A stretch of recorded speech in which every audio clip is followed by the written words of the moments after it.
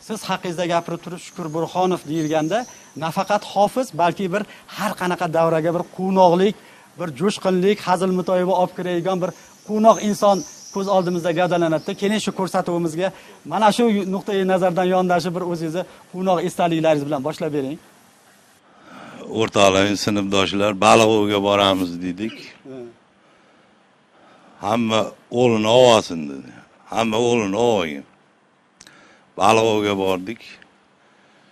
Hali nimalarni tushirganimiz ham yo'q, qalmoqlarni. Isib ketdi, kun issiq. Sekin tushib cho'milib tursak, o'rtog'im keldida, rahmatli yozib o'tib ketdi, oxirati obod bo'lsin.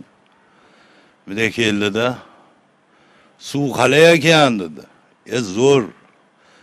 Bir kalla tashab, mana betimda qon chiqdi-da, o'g'limdek qarab turib, dada deyordi. Jam yig'lama, dading kino ishlayapti. Baliqov bo'ldi. Mashinaga o'tirdik. Chitir ro'molim bor edi. Deqilib kallasini bayladik, qon to'xtatish kerak.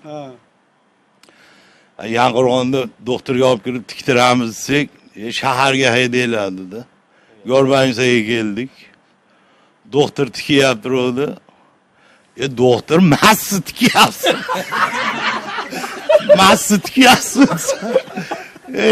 Shukur aka to'xtab jim turing. Tikib olayapti.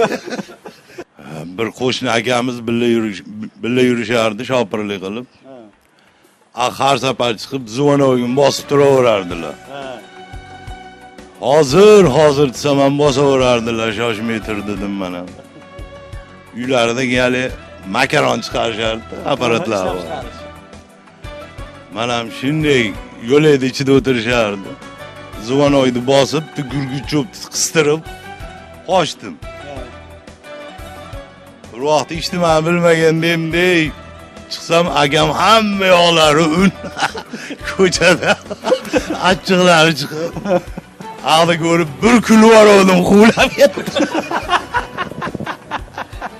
Qalay bo'lar ekan dedi. Zuvanov.